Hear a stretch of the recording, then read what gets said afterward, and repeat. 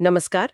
आज हम बात कर रहे हैं उत्तर प्रदेश की एक काफी लंबे समय से अटकी हुई भर्ती प्रक्रिया के बारे में। जी। एडेड जूनियर हाई स्कूल शिक्षक भर्ती। हाँ, वही जो 2021 से रुकी हुई थी, अब वो फिर से शुरू हो रही है। तो हमारे पास कुछ ताज़ा अपडेट्स हैं और आज हम इसी पर थोड़ी गहराई से बात करेंगे। बिल्कुल।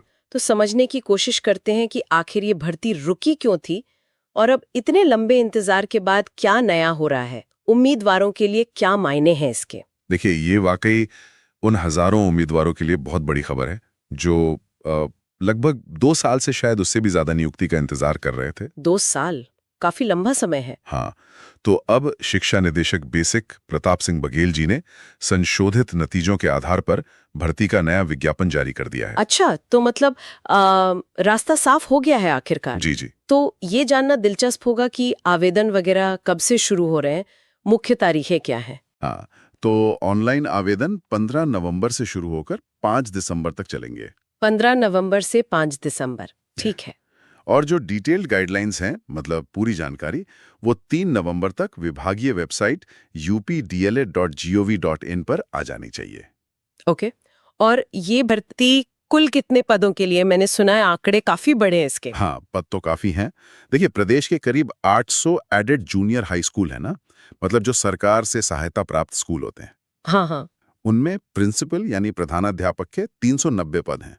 390 प्रिंसिपल के, हाँ, ठीक है। और असिस्टेंट टीचर सहायक अध्यापक के 1507 पद हैं। 1507, जी ये तो काफी बड़ी संख्या है। जी।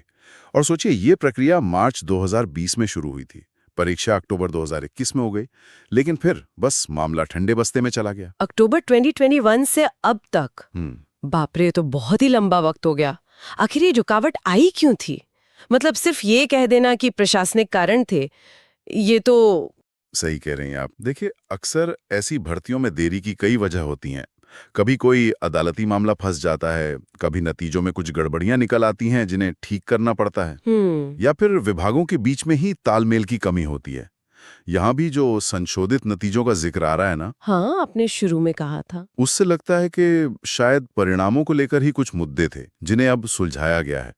और आपको बताऊं, बीच में 19 सितंबर को शासनादेश आया भी था, अच्छा, फिर क्या हुआ? लेकिन विज्ञापन जारी नहीं हुआ, तो उससे उम्मीदवार और भी ज्यादा परेशान और कंफ्यूज हो गए थे। जाहिर सी बात है, इतने लंबे इंतजार के बाद अगर सिर्फ शासनादेश आए और विज्ञापन ना आए तो चिंता तो होगी ही। सुनने में आया है कि इसे लेकर काफी आंदोलन वगैरह भी हुए। बिल्कुल। जब शासनादेश के बाद भी विज्ञापन नहीं आया, तो उम्मीदवार बहुत चिंतित थे। वो लगातार अपनी आवाज उठा रहे थे, प्रदर्शन कर रहे थे। अब जाकर विभाग ने औपचारिक रूप से ये प्रक्रिया आगे बढ़ाई है, जो उन सब के लिए वाकई एक बड़ी राहत की बात है। अच्छा, परीक्षा में बैठने वाले और पास होने वालों के आंकड़े भी तो शायद सामने आए हैं। हाँ उनसे क्या पता चलता है, कंपटीशन कैसा था? हाँ हाँ, आंकड़े भी आए हैं और वो काफी कुछ बताते हैं। जैसे असिस्टेंट टीचर के लिए करीब 2,71,000 लोग परीक्षा में बैठे थे। 2,71,000? जी। और उनमें से 42,000 से ज्यादा पास हुए। 42,000 पास हुए सिर्फ असिस्टेंट टीचर के लिए? हाँ, और प्रिंसिपल पद के लिए लगभग 15,000 लोग बैठे थे और उनमें से 1,500 से ज्यादा सफल रहे। ओह, तो मतलब 42,000 सफल उम्मीदवार अकेले असिस्टेंट टीचर के लिए ही नौकरी का इंतजार कर रहे थे इतने समय से। ये आंकड़े सिर्फ ये नहीं बताते कि मुकाबला कितना कड़ा है, बल्कि ये भी कि कितने सारे योग्य लोग पास होकर भी अटके हुए थे। एकदम सही कहा आपने।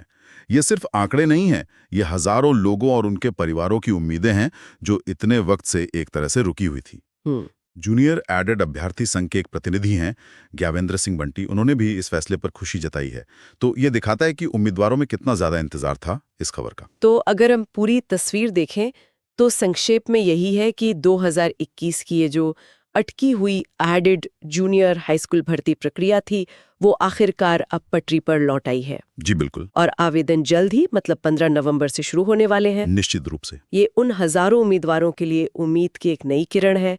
और देखिए, ये भी दिखाता है कि प्रशासनिक बाधाएं चाहे कितनी भी बड़ी क्यों ना हो, या प्रक्रिया कितनी भी उलझ जाए, उन्हें दूर किया जा सकता है। हाँ, भले इसमें जरूरत से ज्यादा वक्त लग गया, लेकिन देर आए दुरुस्त आए। सही बात है। लेकिन यहाँ एक सवाल मन में आता है। सोचने वाली बात यह है कि इस पूरी प्रक्रिया में जो इतनी देरी हुई, और अब जिस तरह से ये फिर से शुरू हुई है, इसका असर आगे चलकर राज्य में शिक्षकों की भर्ती के पूरे सिस्टम पर और स्कूलों में पढ़ाई की क्वालिटी पर क्या पड़ सकता है, इस बारे में सोचना जरूरी है।